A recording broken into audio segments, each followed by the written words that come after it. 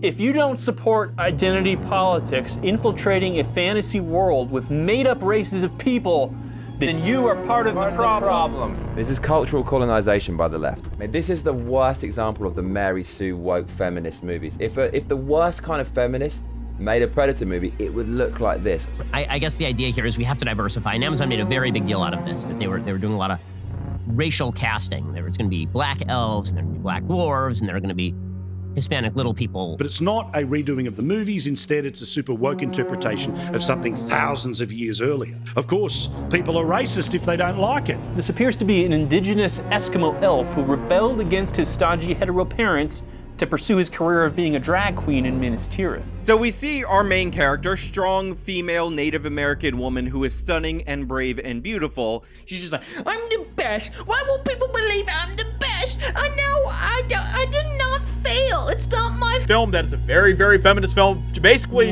yes, men are bad, women are angels. Okay, that's basically what the main premise of the movie is from everything that we have seen in the marketing. This is a role that Shia LaBeouf was originally supposed to be in.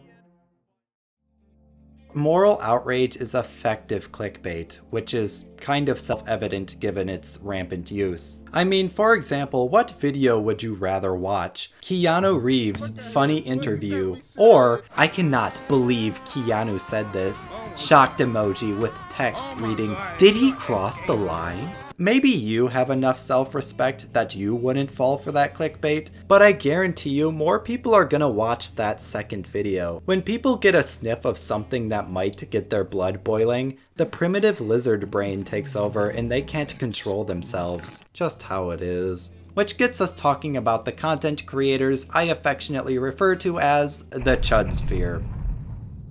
Reactionaries who exist in a perpetual state of outrage, leeching off of popular franchises like Marvel, Star Wars, The Lord of the Rings, to make the most toxic, negative, and genuinely hateful content on this site. From a distance, it may appear like these channels are simply very critical of media, which would be fine if true. I appreciate YouTube channels that do analyze, review, and critique art.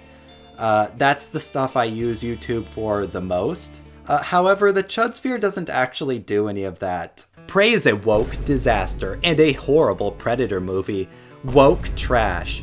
Prey actress attacks fans and it backfires in hilarious way. Instant regret.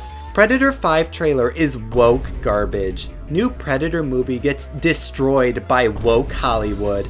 Prey movie is woke trash Predator movie. Predator 5 storyline is woke Mary Sue trash. Note that this guy made this video a full year before the movie came out, by the way. Rated W for woke. Stunning and brave. Hey buddy, you have purple hair.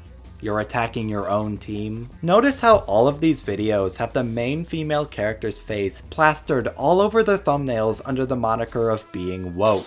I wonder what it could be that these fine gentlemen find so disagreeable about this movie. I'm sure they don't hate this movie just because it stars an indigenous woman in the lead role. Actually, that is the reason. So of course our protagonist turns out to be a strong female character who just wants to become a hunter against the wishes and traditions of her tribe. Why? So the rest of the plot can happen. Also, I'd like to point out that no hunter-gatherer society of that time period would have tolerated this kind of bullshit from one of their own. Those ideas would have been literally beaten out of her before she could say, smash the patriarchy. I want to make a note here. Whether women were allowed to hunt varies depending on the tribe and time in history.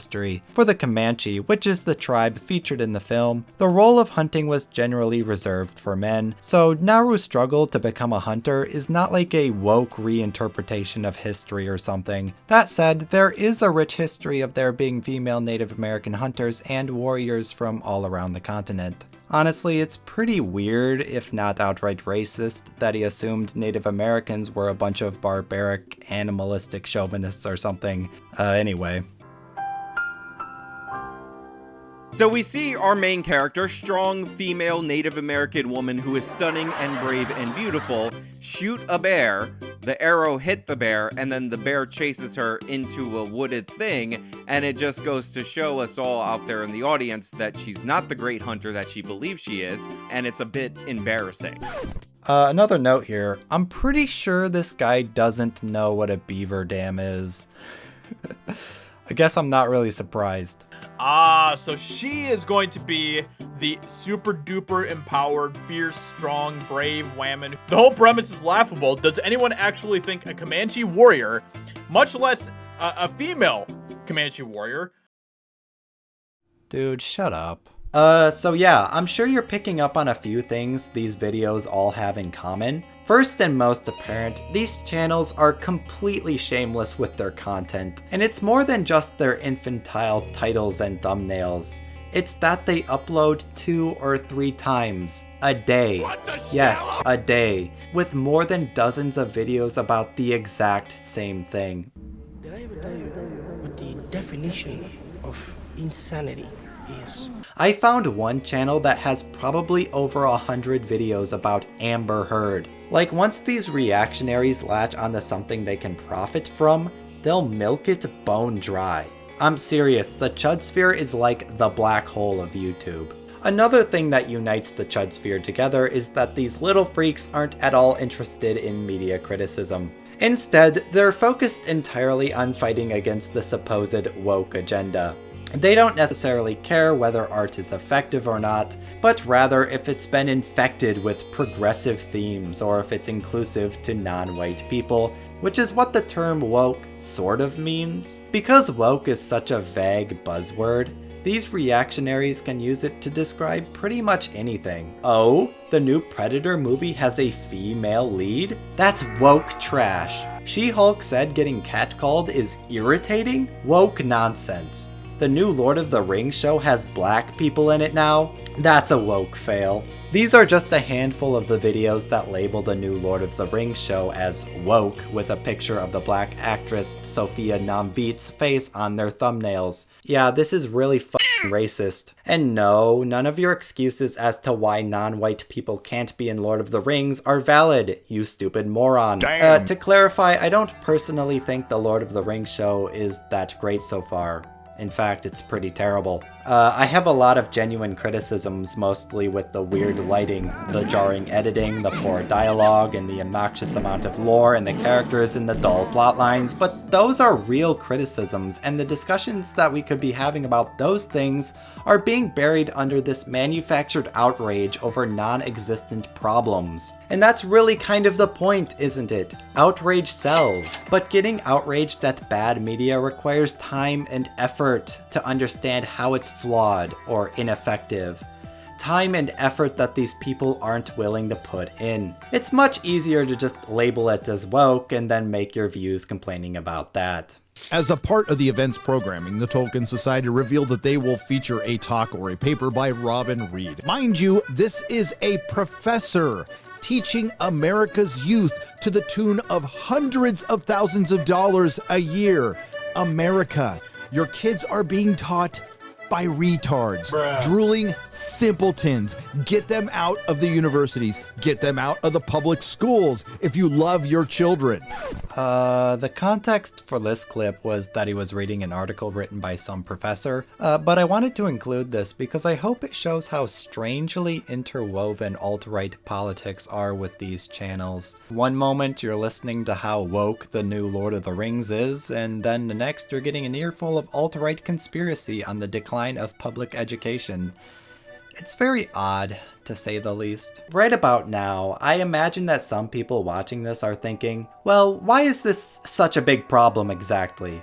Yeah, it might be annoying to see on your feed and in your recommended videos, but just like, ignore them. And that's fair, it is. Simply seeing a dumb video in my recommendeds isn't the end of the world. Nobody's forcing me to watch it, I almost never do anyway. However, the Chudsphere isn't an isolated phenomenon. It's poisonous and it spreads everywhere. Like, it's pointless noise taking up our airwaves. And as I said earlier, it's distracting from any real conversation we could be having about their artistic merit. Hey guys, so we gotta talk about Disney's woke Little Mermaid, a film that they are releasing in which they race swapped the Little Mermaid, Ariel, okay? Because, you know, when we all grew up and we watched Ariel was white, okay? Second, these channels are so very eager to attack the artists behind the art. Again, not critique, but attack. Every time an actor says anything that these weirdos can latch onto as being woke, they get turned into punching bags for content. It's people like this that made Kelly Marie Tran disappear from social media. While the circumstances were very different, the actor for Jar Jar Binks, Ahmed Best, was once suicidal as a result of the backlash towards his character in the prequel films. And throughout my life, I've always wanted to be one of those actors that disappeared into roles. Jar Jar was that times 100. There was just so much hate and venom and anger directed at me. And I took it personally. And a lot of times, you know, I hear people say, we're not talking about you, we're talking about Jar Jar. You're talking about me. I put a lot of me into that work. So yeah, hate online can get to people, even the ones that feel so far away like actors. These channels grow and foster rancid communities that enjoy harassing people behind the movies they consume. Personally, I find that pretty gross. And lastly, and probably my biggest concern, these reactionary channels serve as an entry point into the alt-right for kids. There's something pretty insidious about the way these reactionaries have intentionally positioned themselves within popular media, using what is very clearly infantile content to hook people whose broader understanding of the world is limited to just entertainment. Think about it, how many young, dumb, impressionable iPad babies who do nothing but watch YouTube all day get absorbed into the alt-right because they are watching superhero fight scenes, they stumble upon these videos, and because they lack any critical thinking skills or perspective, they buy into backwards reactionary thinking at a young age. I know a lot of people that are my age, including myself, that went through a pretty strong anti-SJW phase while growing up. Most probably because of stuff like this on YouTube. And we grew out of it because we eventually realized it is immature and meaningless drivel when compared to the real world and its problems. I worry that's going to be normal from now on. That getting sucked into the Chudsphere is just an inevitability for most people of the next generation. And that sucks. I feel like I haven't done a totally complete job putting my frustration with the Chudsphere into words. But I hope you got the idea, though. I'm just really tired of this toxic nonsense taking up the space where genuine art criticism should be happening.